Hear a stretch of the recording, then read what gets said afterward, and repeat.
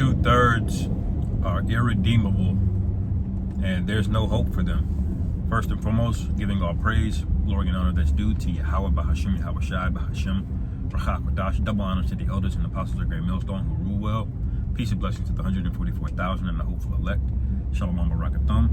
And I just wanted to speak a little bit on the topic of the 2/3, because the Lord is we going into the parables of the Lord separating the wheat from the tares and the goat from the sheep. All right, which those include Israelites as well, and wicked niggas among the fold. All right, but what you have to understand is that the 2/3 don't have any hope. This is one of the things that anchors our fear into the Lord, because if you're of the 2/3, there's literally nothing you can do about it. Okay, the scriptures say, "Whoever perished being innocent, and where were the righteous cut off?" And at the end of the day, none of us are innocent. So what we're hoping for is we're hoping for mercy. We're under a period of grace, but we're hoping for mercy. When this thing all cracks off. But the 2/3, they're not going to get mercy. Their mercy is going to, at least not on this side, their mercy is going to come in the kingdom after they get a horrific judgment. One of the things that brought this to mind was the video that's going around, the brothers are doing on Keisha about how she's getting mad at her food stamps getting cut off. And she turns into even more of a demon, okay? She gets even more masculine. She gets even more riled up when the strength of a woman is in her femininity, okay? Socrates said, beware of a woman's tears, for it is her will to weep to get what she wants, okay? So this is how this is how you got to look at it,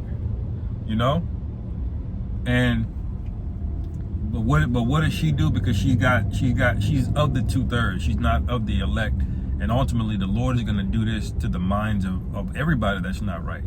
You might have people a part of the 2/3 that are okay. They're chugging along. They're doing whatever. They may even be up over you. Which a lot of them are. They got more money than you. They look like their lives are prospering, but guess what? The Lord is going to put the same spirit on them as he did that woman in the video who was crying, talking about she going to start stealing, out of the store, and then I dare somebody to do it. See, you as a woman, you're supposed to lean into your femininity when you come on hard times, man, okay? And it starts with you just being in shape, looking decent, talking softly, okay? When you do the opposite, you put yourself in the space of a man, okay? And you're more likely to get dealt with as a man. But she's the prime example of the kind of spirit that's going to be on everybody the Lord does not choose, okay? And I'm speaking about out of the so-called Negroes, Latinos, and Native Americans, who are predominantly the Israelites over here in the Americas. Now, we're scattered all over the planet, but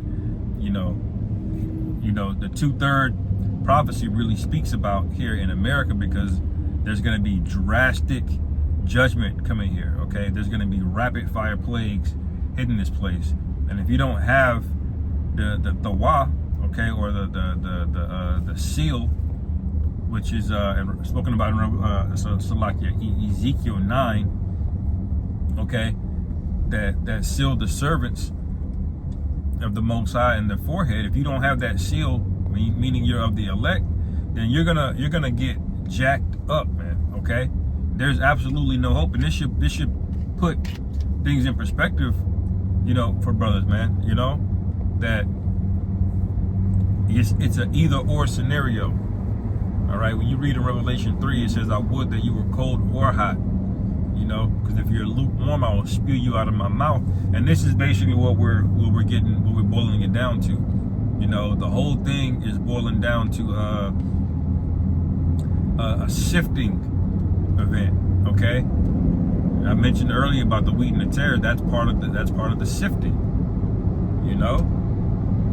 and Yahweh Shai is going to have to do that in its entirety when it gets back. But we're already starting to see, just through the spirit of Yahweh Shai, who's right, who's not right.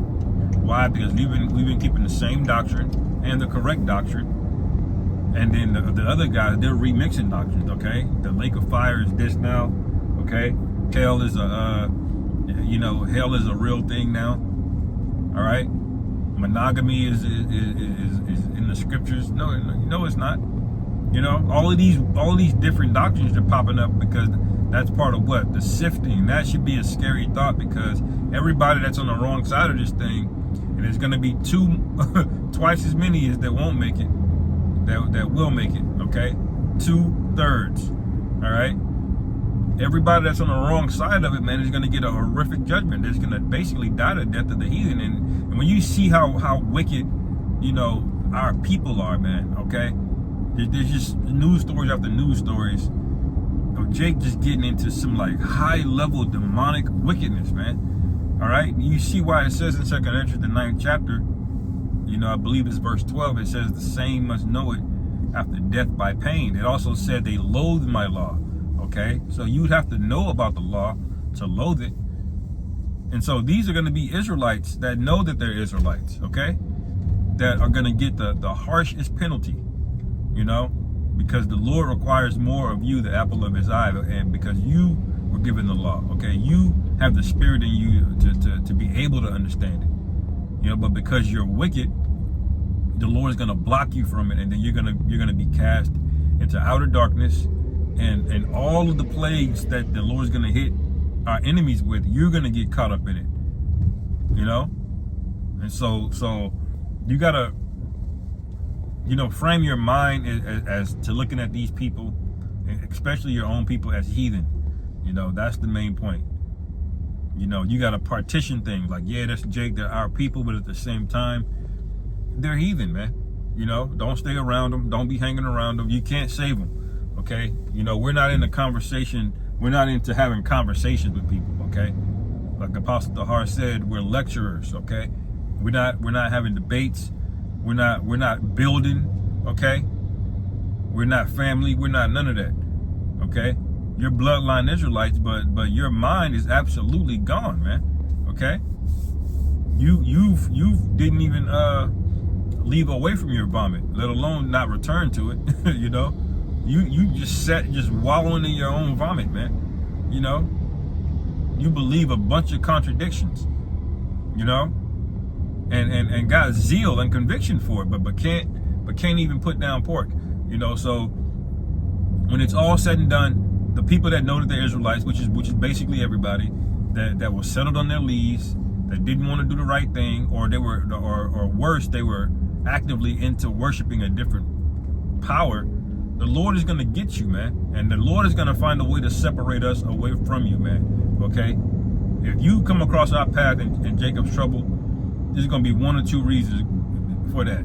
Either your ass is being judged, or the Lord is going to get us up out of there. You know, either way, we're not going to be commingling around a bunch of degenerates, like Jeremiah said, a degenerate vine have you become. You know, the Lord said that in Jeremiah, Salakia. You become a degenerate vine unto me, man. You know, what do you do with a degenerate vine? You cut it off, okay? You save the parts that that are still good, all right? And that's what you call the remnant. That's what the elect is, the remnant that's gonna bring back the nations in the kingdom. But on this side, there is no hope for you, man. You know, stop feeling sorry for people. Stop getting in the spirit of wanting to be conversing with everybody, man. You know. You can have small talk from here time to time. You go to a bar or whatever, you know, co-workers, you know, bullshitting or whatever. But you should really be in a spirit of separating yourself spiritually from these people, man, because that's where it starts, in the spirit. Okay, the more you hang around and be around particular things, you know, the less, you know, profit you're gonna get from that situation. You know, now the Lord's gonna save you anyway, but the elect will be what? Taking heed, you know, careful, prudent is the word I'm thinking about, you know, in terms of their walk, you know, where they're spending their time, where they're, you know, where they're hanging out, you know. So I just wanted to speak on that, man, that Keisha that just got worse and worse in her condition, you know, it reminded me of Job's wife, man. She just got more emboldened and more wicked. And that's proof why the Lord is gonna have to clean you up, get you up out of here. Anyway, man, I'll end it there, Lord willing. This is edifying. Call Halal Yahweh Bashim Yahweh Shai. Hashem Rachak Shalom. Come Yasharal.